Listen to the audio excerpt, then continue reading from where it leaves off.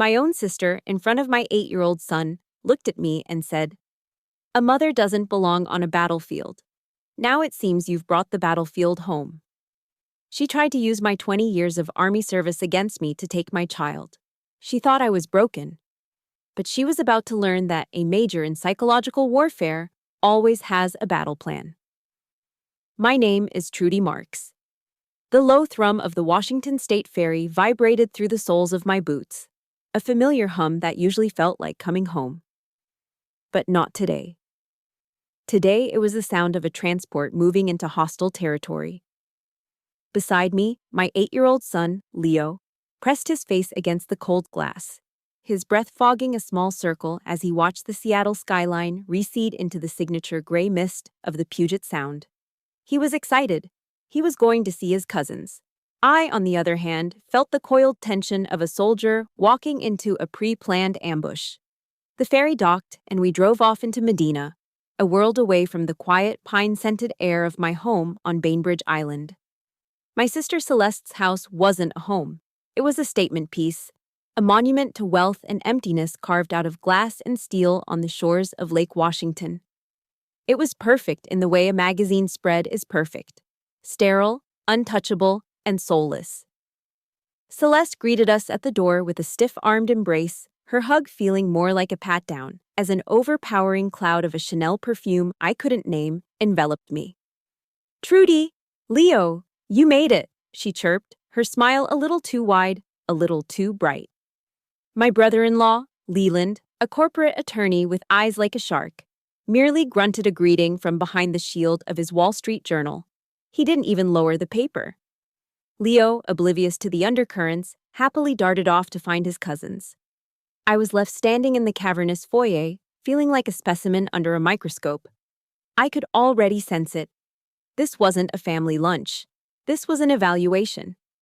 The stage was set, and the main course was served on porcelain dinnerware that I knew, for a fact, cost more than my first car. This lavish display wasn't hospitality. It was a demonstration of power, a reminder of my place in the family hierarchy. Celeste began with a flurry of meaningless small talk, her eyes scanning me, searching for cracks in my composure. The main course was cedar plank salmon, a local delicacy.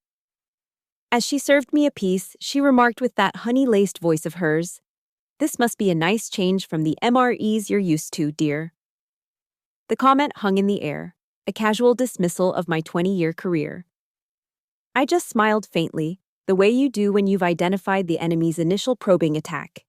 Then she made her move. "Trudy," she said, her voice dropping to a tone of feigned, serious concern. I'm really worried about Leo. He needs stability, a normal environment."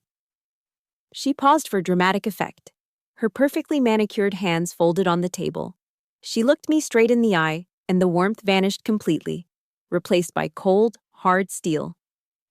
"A mother doesn't belong on a battlefield, Trudy. And now, it seems you've brought the battlefield home with you." The air was sucked out of the room. The casual clinking of silverware from the kids' table in the other room seemed a world away. It was a direct hit, a precision strike aimed at the very core of my identity. I saw Leland lower his newspaper just enough for me to see the ghost of a smirk on his lips. This was it. The ambush. A perfectly coordinated psychological operation designed to destabilize and dismantle me. My training kicked in. 20 years in the Army, analyzing threats and controlling chaotic situations, took over. The initial shock, the hot flash of pain and anger that threatened to consume me, was instantly contained. The world narrowed. The ringing in my ears subsided. This wasn't my sister talking. This was a hostile actor executing a pre-planned script. I didn't look at Celeste. My gaze shifted and locked onto Leland. He was the architect. She was just the delivery system. My hands, which had been trembling slightly, were now perfectly still. I placed my fork and knife down on the plate, parallel to each other, without making a sound. I didn't raise my voice. I didn't cry. I didn't give them the satisfaction of the emotional breakdown they were so clearly trying to provoke. Instead, I took a slow, deliberate breath. My voice, when I finally spoke, was even, measured, and devoid of the storm raging inside me. "Leo, honey," I called, my tone so terrifyingly normal it made Celeste flinch. "Get your coat. We need to catch the next ferry." My calm, decisive action threw her. It wasn't in her script. She had expected tears, shouting, a scene. She got a tactical withdrawal instead. "But we haven't had dessert," she stammered, her perfect composure cracking for just a second. I didn't answer. I stood, walked over to Leo, and helped him into his jacket, my movements fluid and efficient. On the ferry ride home, the cold, damp, briny air felt like a relief, washing away the sterile perfume of Celeste's house. Leo, exhausted from playing, had fallen asleep in my arms, his small body a warm, trusting weight against my chest. The anger inside me wasn't hot anymore. It was a cold, hard knot in my gut, as cold as the deep, dark waters of the Puget Sound in winter. I stared out at the gray waves, and the face of Sergeant Frank Miller swam into my vision, his haunted, hollowed-out eyes in his last few months. His wife had done this to him, used his service, his scars, his PTSD, and twisted them into a weapon to take his kids and destroy his soul. And now, my own sister and her husband were running the same playbook on me. They didn't just want my son. They wanted to annihilate me, to prove I was broken, unfit, a monster. The lonely cry of the ferry's horn echoed across the water. I held Leo tighter, a silent promise forming in the deepest part of my being. No, not again. Not another soldier falls on home soil. I knew, in that moment, that this wasn't just my fight anymore. I was fighting for Frank. I was fighting for every person who has ever been cornered by their own family, been told their deepest sacrifices made them unworthy, been made to feel like a stranger in their own life.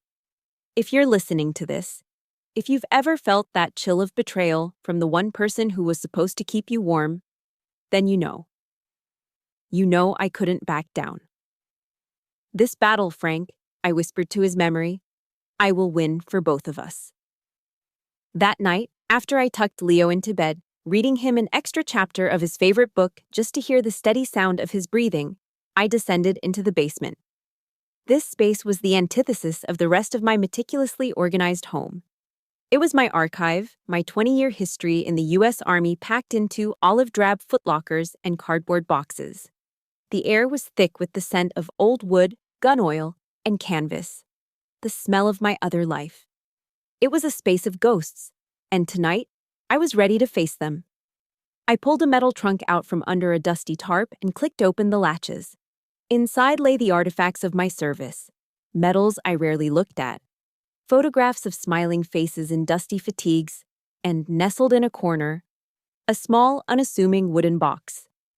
I sat on the cold concrete floor, my back against a support beam. I reached into a small cooler I'd brought down and pulled out a bottle of Mac and Jack's African Amber, the same local craft beer Frank and I used to drink after a grueling week at Joint Base Lewis McChord. I twisted the cap off, the hiss echoing in the silence, but I didn't drink. I just held the cold, damp bottle, its familiar label a conduit to the past, and let the memories flood in. My mind wasn't on Bainbridge Island anymore. It was 6 months ago, at JBLM, in the sprawling, impersonal world of the base. I remembered Frank Miller. Not the hollowed-out shell he became, but the man he was. A burly Army sergeant with a booming laugh who could fix a Humvee with one hand and tell a joke that could make a drill sergeant crack a smile. But I also remembered the change, the slow, gut-wrenching erosion of that man. It started with the phone calls from his lawyer, each one chipping away another piece of his spirit. I remembered finding him in the mess hall, sitting alone, staring at his phone. He wasn't watching a game or texting his buddies. He was watching a video of himself. It was a clip, maybe 30 seconds long, skillfully edited from what must have been hours of body cam footage from a tense patrol. It showed him yelling, his face contorted in a mask of stress and fear. His ex-wife's lawyer had presented it in court as irrefutable proof of uncontrolled PTSD. They had taken a soldier's reaction in a high-stress environment and rebranded it as the rage of a monster. I had tried to help. I wrote a letter to the court, a A sworn declaration detailing his exemplary service record, his character, his gentle nature with his own daughter, Lily. But my words, the words of a major who had served with him for years, were dismissed by the court as the biased testimony of a loyal colleague. The system had decided who he was, and the truth didn't matter. With a heavy sigh, I set the unopened beer aside and reached for the small wooden box. I lifted the lid. Inside, on a bed of worn velvet, was a single, folded letter. Frank had mailed it to me from a small, forgotten town in Oregon a few days before he took his own life. The handwriting was a frantic scrawl, the pen digging into the cheap, lined paper. I didn't need to read it to remember the words. They were burned into my memory. But tonight, I needed to feel them again. I needed the pain to fuel the cold fire that had started on the ferry. His words clawed at me from the page. He wrote about his daughter Lily and the last time he'd seen her. He wrote about the fear he saw in her eyes, a fear that had been planted there by her mother. They turned my love for her into a weapon against me, Trudy, the letter read. They told the court I loved her in an obsessive, unhealthy way, that my protective instincts were a symptom of my condition. Now I'm even afraid to hug her. I'm afraid she'll flinch. They told my little girl her daddy is a monster, Trudy. And she believed them. They won. They took my soul. A wave of impotent rage, the same rage I'd felt 6 months ago, washed over me, but this time it was different. It wasn't just grief anymore. It was recognition. A chilling, horrifying clarity. This was their playbook. Celeste and Leland weren't creative geniuses. They were scavengers, using a proven, deadly formula they had likely learned from the same dark corners of the legal world that had produced Frank's ex-wife's lawyer. What they did to Frank, they were now doing to me. It wasn't a coincidence.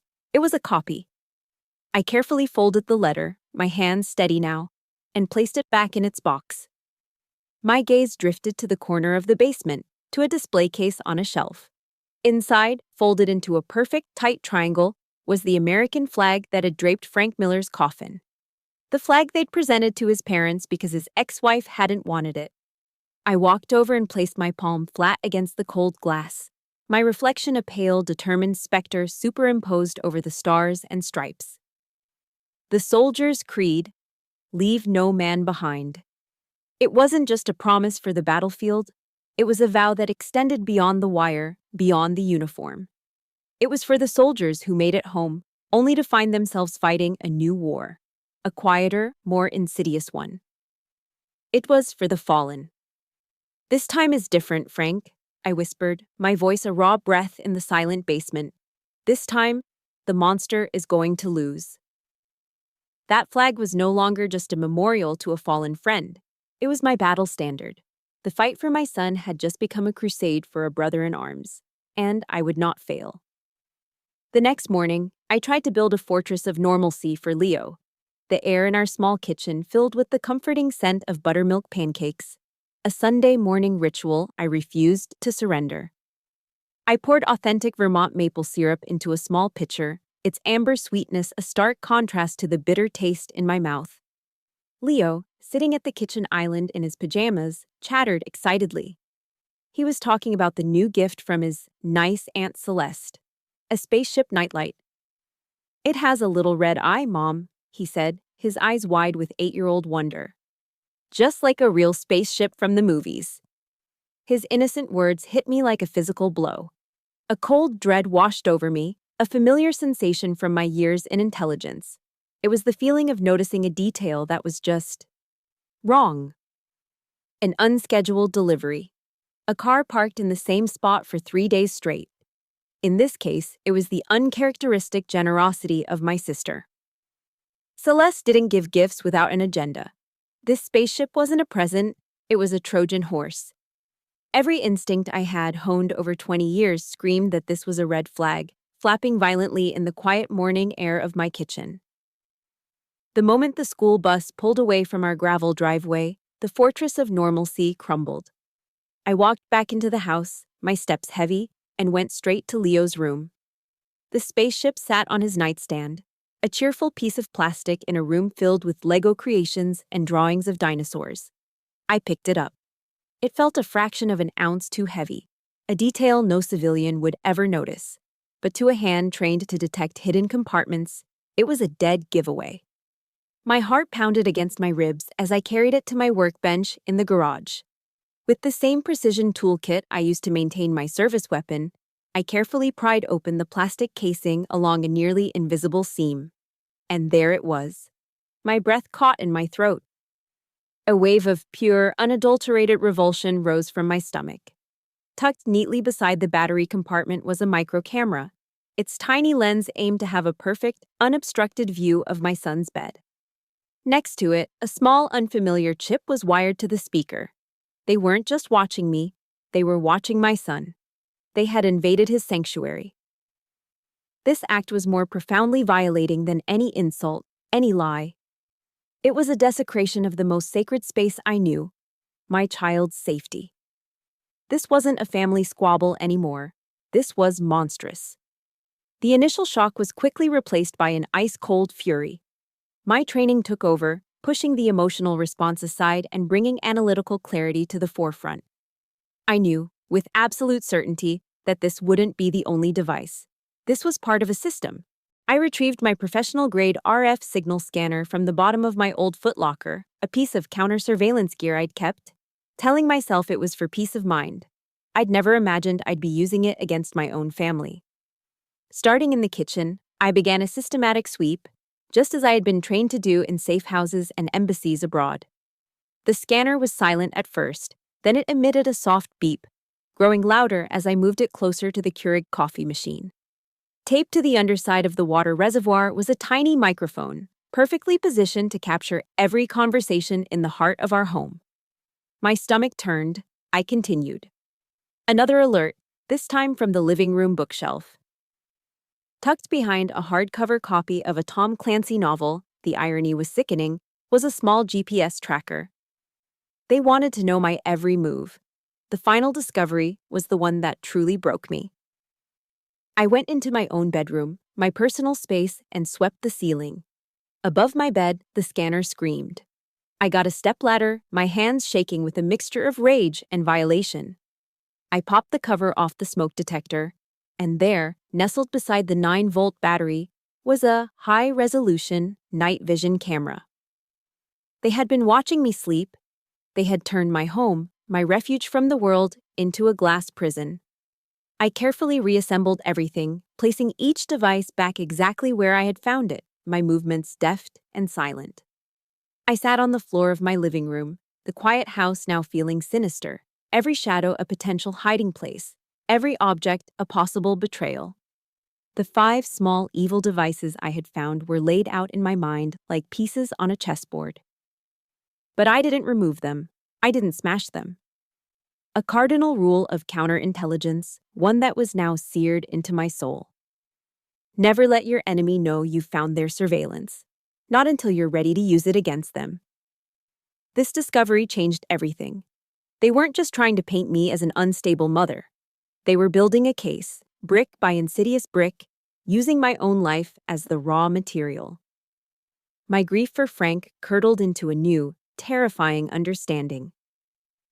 This wasn't just a copy of the playbook that destroyed him, it was an upgraded version. I realized with a jolt that the strange chip in the nightlight was likely an ultrasonic emitter, designed to emit a low-frequency sound to disrupt Leo's sleep, to make him irritable and prone to outbursts, to create evidence of behavioral problems. I stood up, the cold resolve of a commander formulating a battle plan settling over me. They wanted to watch a show. They wanted to see the unstable veteran, the broken mother, fall apart under pressure. I walked to the window and stared out across the water toward the distant, gleaming towers of Seattle, where my sister and her husband were likely congratulating themselves. "All right, Celeste. Leland," I whispered to the empty room. "You want a show? I'll give you a performance you'll never forget." The hunter had just realized she was the prey, and now she was going to turn the tables. Living in my own glass prison was a unique form of psychological torture. Every creak of the floorboards, every flicker of a light sent a jolt of paranoia through me. I was constantly aware of the unseen eyes, the silent ears. The performance was exhausting.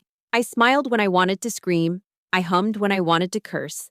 After a few days of this, the walls felt like they were physically closing in. I needed to breathe. I needed a space where I wasn't a target. I needed to get out. So, I drove. I took the bridge over Agate Pass and headed north to Poulsbo, a small town on Liberty Bay known for its Scandinavian charm and fiercely independent spirit. My destination was a small, unassuming coffee shop called Valhalla Coffee. The place smelled of dark roast beans and fresh-baked pastries, a comforting aroma that was the polar opposite of my sister's suffocating perfume. Valhalla was an unofficial sanctuary, a weekly meeting spot for a handful of local veterans. We never called it a support group. It was just coffee. The owner, a burly former Marine with a Viking-esque beard, saw me walk in. He gave me a single, solid nod of greeting, already turning to pull a shot for the Americano he knew I always ordered. I took the warm ceramic mug and slid into a worn wooden booth. Across from me sat two familiar faces, a retired Navy pilot named Dave and a retired Army nurse named Martha. She must have been in her late 70s, with kind eyes that had seen more than any of us. There were no probing questions, no suffocating sympathy. We talked about the things normal people talk about: the ridiculous price of gas, the chances of the Seattle Seahawks making the playoffs this year, the best way to fix a leaky roof. They didn't need to know the details of my war. They had fought their own. Their presence alone was a quiet affirmation that echoed louder than any words. We are here. You are not alone. This was my chosen family, the one forged not by blood, but by shared scars. In the middle of Dave's rant about a bad call in last Sunday's game, the words just tumbled out of my mouth, quiet and unbidden. They think I'm a bad mother. I didn't say who they were. I didn't have to. The men fell silent, looking down at their coffee mugs, giving me the space I needed. But Martha, she reached across the table and placed her warm, wrinkled hand over mine. Her touch was firm, grounding. She had spent her life tending to the broken bodies and spirits of soldiers, and her touch carried the weight of that experience. "Honey," she said, her voice a low, steady balm. "A mother's love isn't measured in perfect meals or a spotless house. It's measured in the sleepless nights you spend by their bedside when they're sick. It's measured in the strength you find to fight the whole damn world for them. Don't you ever let anyone tell you otherwise." And with that, the dam I had so carefully constructed inside me broke. A single, hot tear, the first one I'd allowed myself to shed since this whole nightmare began, escaped and rolled down my cheek. It wasn't a tear of weakness. It was a tear of gratitude, of being seen. A therapist at the VA once quoted Brené Brown to me. "Vulnerability is not weakness. It's our greatest measure of courage." In that moment, surrounded by my chosen family, I understood. Allowing myself this moment of vulnerability was an act of defiance. It was in that fragile, precious moment of peace that my phone buzzed on the table, a harsh, electronic intrusion. The caller ID read, "Leo Marks Elementary." My blood ran cold. I answered. "This is Trudy Marks." The voice on the other end belonged to the principal, Mrs. Davison. Her tone was formal, detached, and chillingly professional. "Ms. Marks, I'm calling because I need to schedule a meeting with you. There have been some concerns raised by other parents." She paused, and I could hear the rustling of papers. "And we've also received a formal report from a member of your family. We need to discuss Leo's home environment." A formal report from a family member. The warm, safe world of the coffee shop evaporated. The floor fell out from under me. The net wasn't just inside my house anymore. They had cast it wider. They had reached into my son's school, into the community, turning the very systems designed to protect children into weapons against me. This was a full-scale assault, and I had been walking right into it. I see," I managed to say, my own voice sounding distant. "When would you like to meet?" We set a time for the next day. I hung up, my hand trembling so badly I almost dropped the phone. Dave and Martha were looking at me, their earlier casualness replaced by a familiar, grave understanding. They knew that look. They'd seen it on the faces of countless soldiers who had just received bad news from home. It was the look of someone realizing the enemy was no longer on the horizon, but had already breached the perimeter. My secret war was over. It was now public. "They've started," I said, my voice a hoarse whisper. The air felt thick, heavy. "The storm is here." Martha's hand tightened on mine. "Then we'll face it together," she said, her voice fierce. I was grateful for her strength, for their silent solidarity. But as I looked out the window at the gray, unforgiving sky, I knew the truth. This was my storm. And I was standing right at its heart, alone. The principal's call was a declaration of war on a new front. The battle was no longer confined to my home. It had spilled into the public sphere, targeting my reputation and my son's well-being. I couldn't just play defense anymore. I had to go on the offensive, and that meant identifying the enemy's command structure. All roads led to one place, my brother-in-law's law firm, Vance and Albright. Playing the part of a victim wouldn't work. I needed to infiltrate, not plead. So, I became someone else. I created a new identity. Sarah Jenkins, a well-funded tech entrepreneur from out of state, looking for aggressive legal counsel on a complex corporate merger. I booked a consultation, and as part of my cover, I specifically requested a junior associate, framing it as a desire for a fresh, hungry perspective.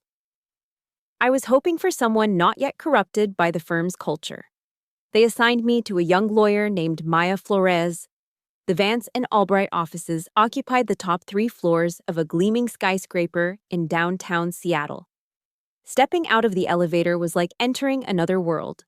Polished marble floors, floor-to-ceiling windows with panoramic views of Elliott Bay, and the hushed, expensive silence of money and power. My heart hammered against my ribs. I was walking into the lion's den, armed with nothing but a lie. Maya Flores was sharp, intelligent, and impeccably dressed, but there was a weariness in her eyes that didn't match her age. As I laid out my fabricated case, I strategically seeded the conversation with keywords from my own situation. I spoke of a hostile takeover, of a vicious smear campaign by a competitor, of fabricated evidence, and a bitter family dispute tangled up in the business deal. With each keyword, I saw a flicker of recognition. A shadow of discomfort crossed Maya's face. She knew. She wasn't just hearing a hypothetical case. She was hearing an echo of something ugly within her own firm. As our meeting concluded, I knew I had my opening. When she walked me to the reception area, our professional distance momentarily closed. As we shook hands, she pressed a small, cold object into my palm. It was a USB flash drive. "Parking garage, level P2. 10 minutes," she whispered, her eyes darting nervously toward the hallway. "Don't let anyone see you." Then she turned, her professional mask back in place, and walked away. The 10-minute wait in the sterile, silent reception area was one of the longest of my life. I finally took the elevator down to the concrete chill of the parking garage. The smell of exhaust fumes and damp concrete hung heavy in the air. Maya emerged from behind a concrete pillar, looking pale and frightened. She pushed a second USB drive into my hand. "I can't be a part of this anymore," she said, her voice trembling. They did this to another soldier. A custody battle. He's dead." My heart stopped. Frank. The name was a silent scream in my mind. It was all connected. My worst fears were confirmed. I looked at this brave, terrified young woman. "Thank you," was all I could manage to say. That night, after Leo was asleep, I took my old non-networked laptop, my air-gapped computer from my Army days, and plugged in the USB drive. The contents loaded, and a wave of nausea washed over me. It was a single, password-protected folder. The password Maya had given me was one word: Frank. Inside was the entire monstrous architecture of my own destruction. It had a name, a sickeningly ironic one: Project Nightingale. It was all there. A labyrinth of emails, memos, psychological profiles, and financial records. They had a file on me, referring to me only as the subject. They had analyzed my service record, my psych evaluations, everything. A memo from Leland to a man I'd never heard of, Sterling Croft, detailed my weaknesses, my loyalty to my men, my fierce, protective love for my son. They weren't just attacking me, they were dissecting me, turning my best qualities into pathologies. Another document, authored by Croft, outlined a series of behavioral triggers designed to provoke negative reactions. Celeste's snide remarks about my MREs, the unannounced visits, the constant questioning of my fitness as a mother, it was all scripted. Every move was a calculated play. They had even weaponized my very nature. The subject has a caregiver's disposition. One chilling entry read, "We will leverage this instinct, framing her protective actions as obsessive control." The file contained a detailed schematic of my house, with the locations of all 5 listening devices and cameras marked with red X's. They had planned the invasion of my home with the cold precision of a military operation. And Sterling Croft's name was everywhere, the puppet master pulling the strings, with Celeste and Leland as his willing marionettes. My war now had a face. This wasn't just about my sister's jealousy or my brother-in-law's greed. This was about dismantling a corrupt and deadly machine. I felt like I was walking through the valley of the shadow of death, just like the psalm says. But I wasn't afraid. Not anymore. Fear was a luxury I couldn't afford. The USB drive in my hand wasn't just a collection of files. It was a weapon. It was the complete operational blueprint of my enemy. They had given me a map to their entire operation. The question now was, how do I burn it to the ground? Armed with Project Nightingale, I transitioned from defense to offense. The time for reacting was over. My home was no longer just a sanctuary to be protected. It was now a strategic outpost. The enemy had handed me their playbook, and now I was going to use it to write the ending. My first move was a classic psychological warfare tactic, one designed to fracture the enemy's command and control. Sow dissent in the ranks. I knew the microphone nestled under my Keurig was their primary listening post. So, it was time to put on a show. I staged a phone call with Dave, the retired Navy pilot. Pacing in my kitchen, my movements natural but with an undercurrent of agitation, I spoke in a voice just loud enough to be clearly captured. "I can't believe it, Dave," I said, infusing my voice with calculated excitement. "This new lawyer is a miracle worker. He's found a source. From inside the firm." I paused, letting the silence hang before delivering the payload. "He says he has documentation on Croft's entire plan. Something about financial misconduct. He says we have enough to blow this whole thing wide open." I was planting a virus of paranoia, designed to make them look at each other, to wonder who the leak was. It worked faster than I expected. 2 days later, my phone buzzed with a text from a number I knew by heart, but had deleted. "Celeste. We need to talk. Just the 2 of us." The bait had been taken. The panic was setting in. I refused to meet on her turf. No more sterile mansions or power lunches. I chose the location. A gritty, old-school diner near the Bremerton Ferry Terminal. A place with cracked vinyl booths and the lingering smell of fried bacon. A place where her designer handbag would look comically out of place. It was neutral ground, but it felt like my ground. I was already in a back booth, nursing a black coffee, when she walked in. She looked around, her discomfort obvious, before spotting me. As she slid into the seat opposite me, her face was a mask of practiced sorrow. The performance began immediately. Her eyes welled up with perfectly timed tears. "Oh, Trudy," she began, her voice thick with fake emotion. "I'm so sorry. Leland. He pushed me into it. He can be so persuasive. I was just so terribly worried about Leo." I said nothing. I just sat there, my hands wrapped around the warm mug, and held her gaze. I let the silence stretch, a vast, uncomfortable chasm between us. In my experience, if you give a liar enough silence, they will eventually hang themselves with it. My quiet stare was a more powerful weapon than any accusation. It told her I wasn't buying it. Seeing the waterworks had failed, she shifted tactics. She leaned forward, trying to conjure the ghost of a bond we once shared. "Trudy, remember that time in middle school? When those older boys were teasing me by the bleachers, and you came out of nowhere and pushed the biggest one right into the mud. You've always been my protector. You've always looked out for me. The words were a poisoned dart, dipped in the sweet honey of nostalgia. She was weaponizing our childhood, twisting an act of sisterly love into a tool for manipulation. For a fleeting second, a flicker of the sister I once knew, the one I had protected, made me hesitate. A painful, familiar hope whispered in my ear. What if she really is sorry? It was a moment of weakness, a brief, treacherous thought that I had to consciously extinguish. A VA therapist once told me, "You can't change other people, you can only change your reaction to them." My reaction now was clarity. I let her finish, let her spin her web of half-truths. Then, without a word, I reached into my bag and slid a single sheet of paper across the sticky tabletop. It was a printout of an email from the USB drive, an email from Celeste to Sterling Croft. The subject line was stark and clinical. Trigger tactics for T. T for Trudy. Her eyes scanned the page. I watched the blood drain from her face as she read her own words, her own suggestions for how to best exploit my trauma. She had been the one to suggest using the memory of Frank Miller to provoke a reaction, calling it my primary emotional weak point. Every lie, every carefully constructed facade, crumbled into dust right there in that greasy spoon diner.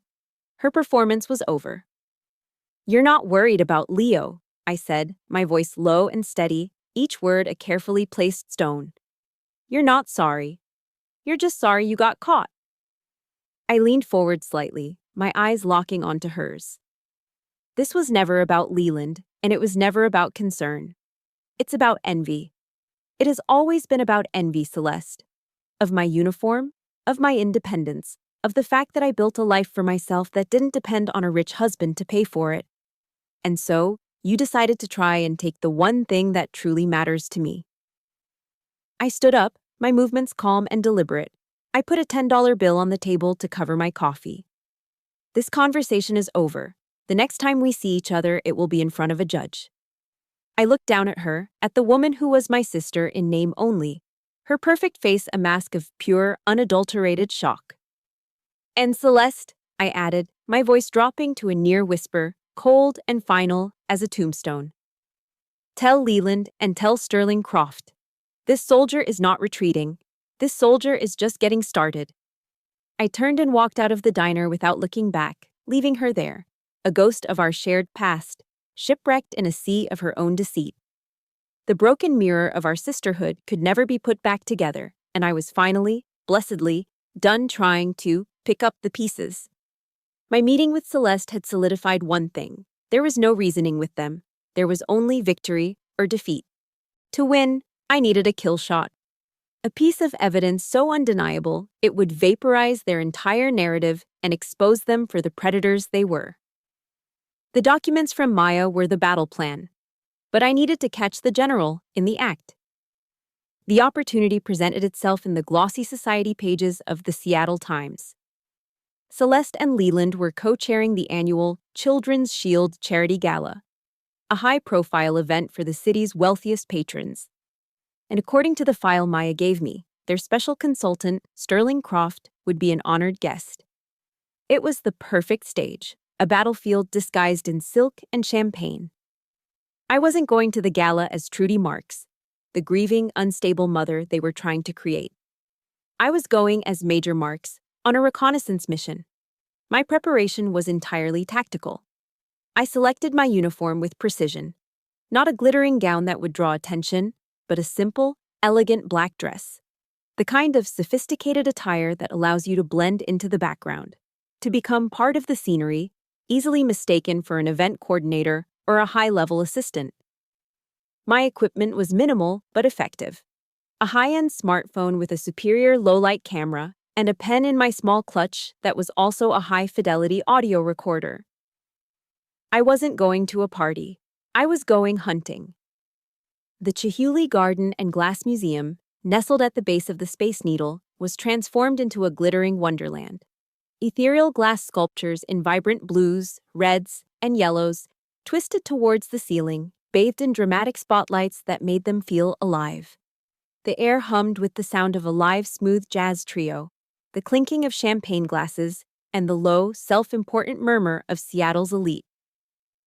I moved through the crowd, a ghost in black, my senses on high alert, cataloging exits, observing security, and tracking my targets. I spotted them immediately. The unholy trinity.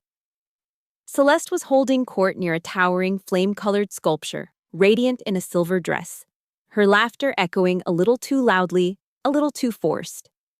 Leland stood beside her, a smug, proprietary look on his face as he shook hands with a state senator.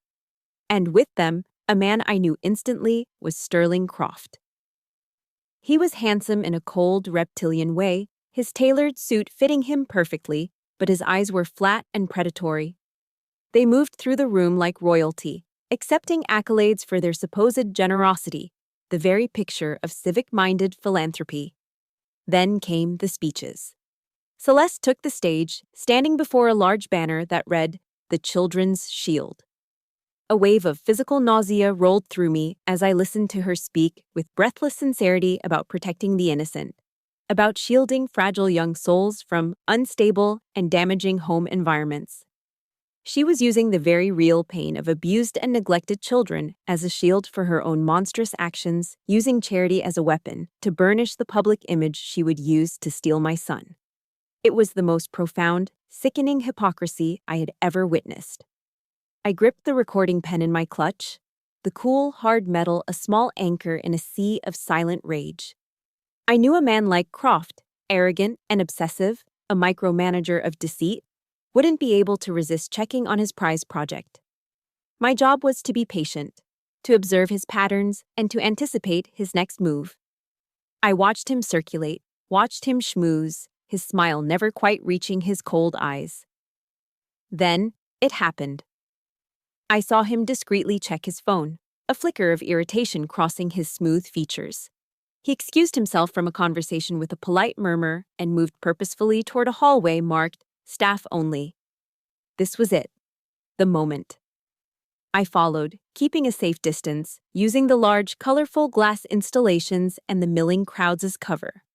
He glanced over his shoulder once, a reflexive, paranoid gesture, but his eyes swept right past me. I was just another woman in a black dress, invisible. He slipped into a small administrative office, leaving the door slightly ajar, not quite latched. My heart began to pound a heavy rhythmic drum against my ribs, but my training kept my breathing even, my hands steady. I crept closer, my heels silent on the polished concrete floor until I was just outside the door, shrouded in the shadow of a massive blue glass chandelier. I peered through the narrow gap, and my blood ran cold. There he was. Sterling Croft, bathed in the pale blue glow of a laptop screen. And on that screen, unmistakable and sickeningly clear, was a live feed from the night vision camera in my bedroom. He was watching me, or rather, he was watching an empty room, waiting for me to appear. He was checking his traps. At a gala meant to protect children from predators, he was actively engaged in being one, indulging in the illegal surveillance of a mother in the sanctity of her own home. The adrenaline hit me, sharp and clean as breaking glass. This was the shot. This was the smoking gun. My hands were rock solid as I raised my phone. Through the narrow crack in the door, I angled the camera. The low light was a challenge, but the phone's sensor was exceptional. I didn't use the flash. I took a burst of photos, the nearly silent clicks of the digital shutter masked by the distant, mellow notes of the jazz trio. The images were clear, damning, and irrefutable. Sterling Croft, the celebrated consultant, his face illuminated by the illegal surveillance footage of my home. I had it. The proof. The bullet for my gun. And in that moment, I felt a connection to all of you who are listening. To anyone who has ever felt powerless, who has ever been the sole keeper of a terrible truth, desperately searching for that one single piece of evidence that would make the world believe you. This is that moment. This is the moment the tables begin to turn. I slowly, silently, backed away, melting back into the shadows of the hallway and then into the oblivious, glittering crowd. A wave of triumphant Ice-cold adrenaline surged through me. It was the pure, clean feeling of a successful mission. I had my weapon. I had the final, undeniable piece of the puzzle. The next chapter would not be about hunting. It would be about firing the shot. The night before the hearing, I didn't sleep. It wasn't anxiety. It was the calm focus of a soldier before dawn, the quiet hum of readiness. My lawyer, Marcus Thorne, a sharp, no-nonsense man Maya had recommended, had the full arsenal. We weren't just going to defend, we were going to attack. But not in the courtroom. Not at first. We were going to hit them where they lived, in the court of public opinion. Working through the night, Marcus's team packaged the entire Project Nightingale file, the emails, the psych profiles, the damning photo of Croft at the gala, into a secure, anonymous digital drop. The recipient was a Pulitzer-nominated investigative reporter at the Seattle Times, a woman known for taking down corporate giants. We knew that Leland and Celeste valued their public image above all else. We were about to incinerate it. As I sat in the sterile waiting area of the King County Superior Court the next morning, my phone began to buzz. Then, Marcus's phone buzzed. A news alert. The digital front page of the Seattle Times was live. The headline was a cannon blast. Project Nightingale. When a top-tier law firm weaponizes family trauma. The article was a meticulous, brutal takedown, detailing the conspiracy, naming Vance and Albright, and featuring the grainy but undeniable photo of Sterling Croft viewing the illegal surveillance feed. The story was spreading like wildfire across social media. The first shot had been fired, and it was a direct hit. Moments later, Celeste and Leland swept into the courthouse, radiating an aura of untouchable confidence.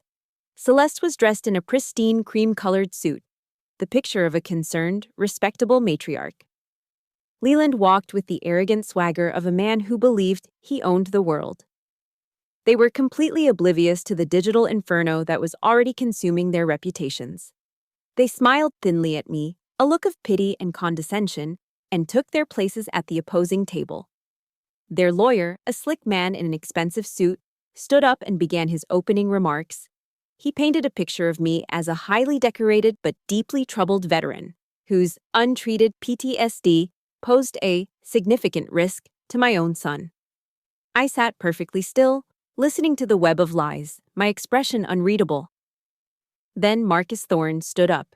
He didn't raise his voice. He simply walked to the judge's bench. "Your Honor," he said calmly, "before we proceed, I believe this is relevant to the case at hand."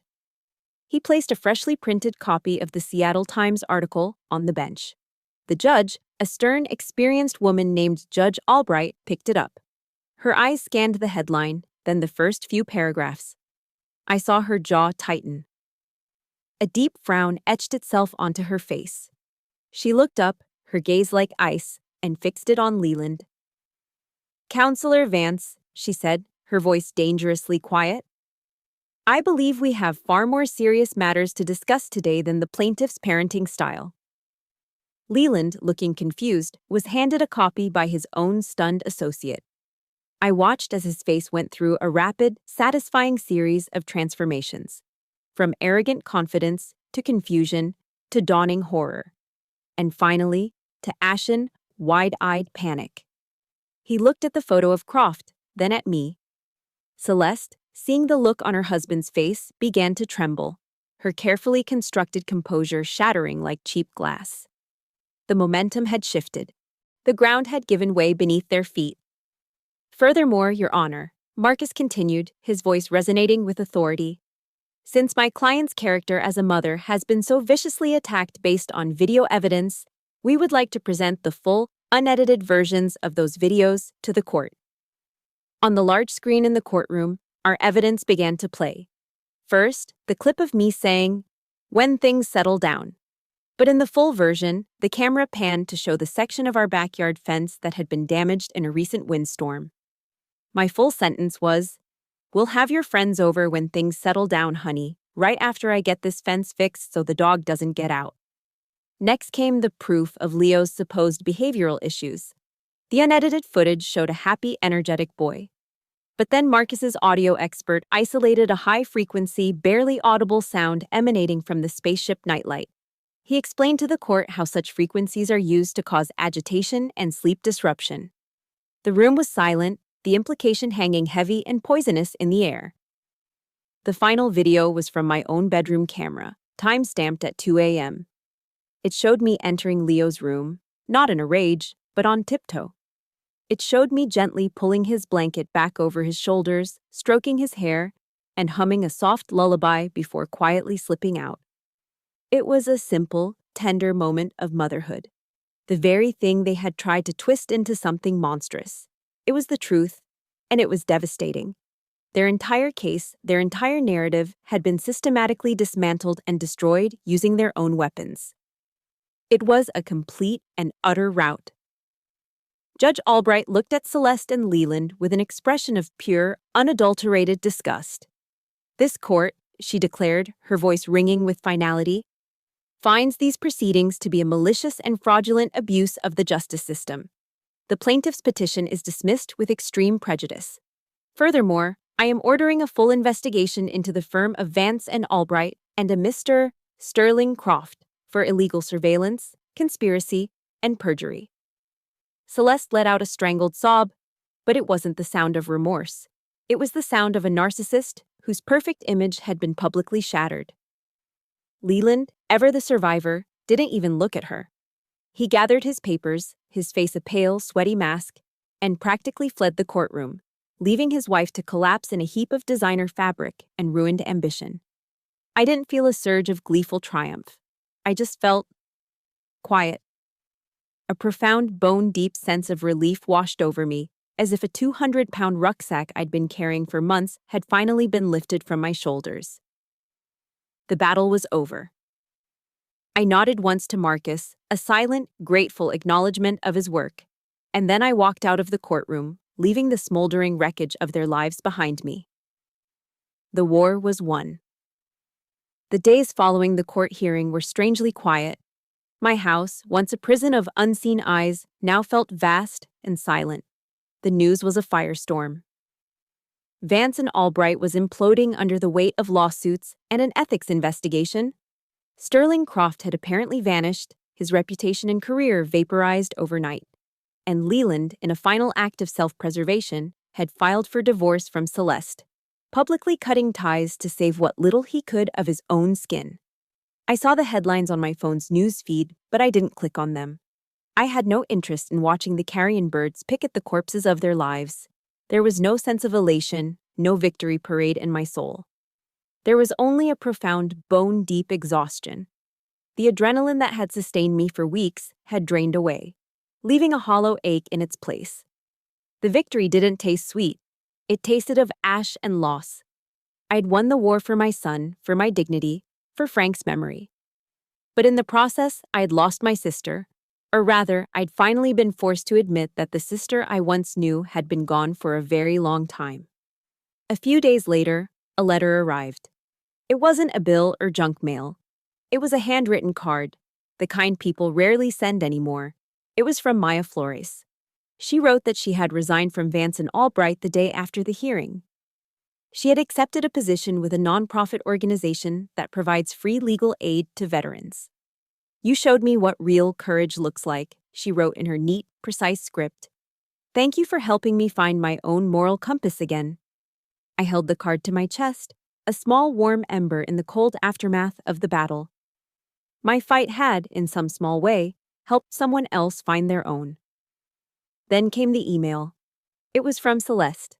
The subject line was just my name, Trudy. The tone was completely different from any of her previous communications. The arrogance, the manipulation, the condescension, all gone. It was replaced by a raw, pathetic desperation. She wrote about Leland abandoning her, about her friends refusing her calls, about her perfect world collapsing around her. She begged me to forgive her, to help her, to remember that we're sisters. I read the email twice. A final bitter wave of anger rose in me. There was no remorse in her words, not for what she had done to me, not for what she had tried to do to Leo. Her sorrow was entirely for herself, for the consequences she now faced. She wasn't sorry she had tried to burn my life to the ground. She was just sorry she had gotten caught holding the matches. Forgiveness, I realized, cannot be granted when it is not truly sought. It cannot be a cheap bandage for a self-inflicted wound. I didn't reply. Instead, I began a ritual, my own quiet ceremony of severance. I started in Leo's room. I took the spaceship nightlight from his bedside table, its cheerful plastic shell now a symbol of profound betrayal. I went to the kitchen and untaped the microphone from beneath the Keurig. I retrieved the GPS tracker from behind the Tom Clancy novel. And finally, I stood on the stepladder in my bedroom and removed the night vision camera from the smoke detector. I gathered the 5 small, sinister devices on my kitchen table. I didn't smash them with a hammer.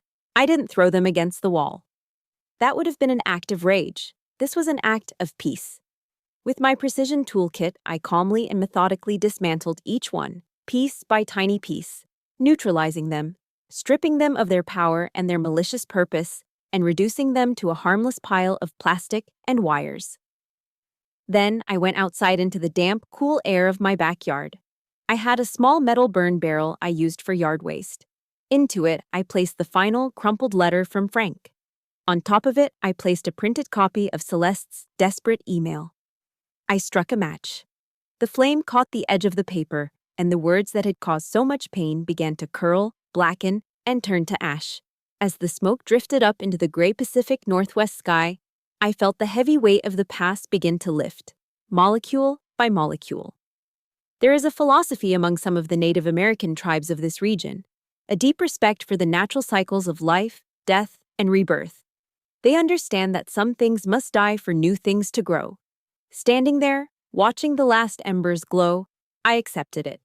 The relationship with my sister was dead. It had been for years. I had just been refusing to sign the death certificate. I walked back inside. I picked up my phone, my fingers steady. I found Celeste's contact information and held my thumb over the delete button. This wasn't an act of hatred. It was an act of healing.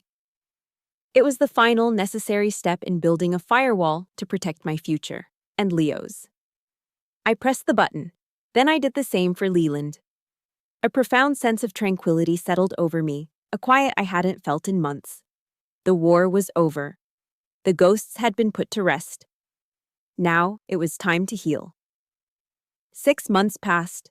The chill of winter gave way to the gentle, persistent rain of a Pacific Northwest spring. The world outside my window began to come alive again, and with it, so did I. On a bright Saturday morning, I was in my garden, my knees covered in damp earth. Beside me, Leo was carefully planting a young rhododendron, the state flower of Washington, its waxy green leaves full of promise. The air was clean, smelling of wet soil and pine needles from the tall Douglas firs surrounding our property. I plunged my hands into the cool, dark soil, feeling its texture, its life. For the first time in almost a year, I felt truly present in my own home.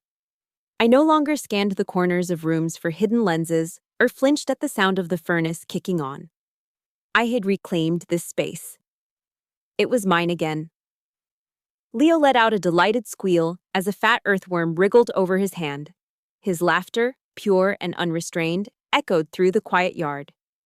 It was the most beautiful music I had ever heard. This piece wasn't a gift. It wasn't luck. It was a territory I had fought for, bled for, and won. The following weekend, I found myself driving back to Joint Base Lewis McChord. But I wasn't going as Major Marks, the intelligence officer. I was just Trudy, a volunteer. I sat in a standard sterile classroom, facing a group of young soldiers, men and women in their early 20s, their faces a mixture of excitement and raw apprehension about their upcoming transition back to civilian life. They were about to step onto a different kind of battlefield, one they were completely unprepared for. I told them my story. Not all of it, not the ugliest details, but enough. I told them about Frank. I didn't frame it as a tragedy, but as a lesson, a piece of critical intelligence for their next mission. The toughest battle you'll ever fight, I told them, my voice quiet but carrying to the back of the room, might not be overseas. Sometimes it's in your own living room. The most dangerous enemy might be someone you think you know best. Someone who knows exactly where to find the cracks in your armor. I looked around the room, meeting their young, earnest eyes. Prepare for it. Build your support network now. Your fire team, your chosen family. Don't try to fight it alone, because you are not alone. After the session, as I was packing my bag, a young female captain approached me. She was sharp, with intelligent eyes that held a familiar shadow of weariness. Ma'am, she said, correcting herself. Thank you. What you said, I'm in the middle of a custody battle myself. My ex-husband is using my deployment as a weapon against me. I was close to giving up. I looked at her, and in her face I saw a reflection of myself just a few short months ago, cornered, exhausted, and fighting for the one thing that mattered most. I gave her a small, genuine smile. You're not alone, Captain, I said, my voice soft. Here. I wrote my personal cell number on a slip of paper. This is my number. Call me anytime, day or night. We'll figure it out. She took the paper, her fingers closing around it as if it were a lifeline. In that moment, I understood. I had transformed my pain into a purpose. Frank's legacy wouldn't be one of despair. It would be the warning I could now offer, the strength I could now lend. The cycle of destruction had been broken, and in its place, a cycle of support had begun. That evening, I returned home. The sun was setting, painting the sky over the Puget Sound in breathtaking shades of orange and pink. The snow-capped peak of Mount Rainier in the distance was bathed in a rosy alpenglow. I sat on my back porch, a steaming mug of herbal tea warming my hands. Leo was racing across the lawn with a goofy golden retriever puppy we had just adopted from a local shelter, their joyous barks echoing in the twilight. I didn't know what the future held. The scar from my relationship with Celeste would likely never fade completely. There would always be a phantom ache where a sister used to be. But for the first time in what felt like a lifetime, I wasn't afraid. I had walked through the valley of the shadow of death, faced the darkness in my own family, and emerged on the other side. I had fought for my own dawn. And as I watched my son, happy and safe, throwing a ball for his new best friend, I knew that this victory, this quiet, hard-won peace, was worth more than any medal I had ever earned. My story has found its peace, but I know that for many of you, your own battles are still being fought. Thank you for walking with me through the darkness and into the dawn. If my journey has resonated with you, I invite you to share your own strength in the comments below. Your story matters, and it could be the light that someone else needs to see. To hear more true stories of resilience and the fight for dignity, please consider following our channel. Together we can turn our individual scars into a collective shield. You are not alone.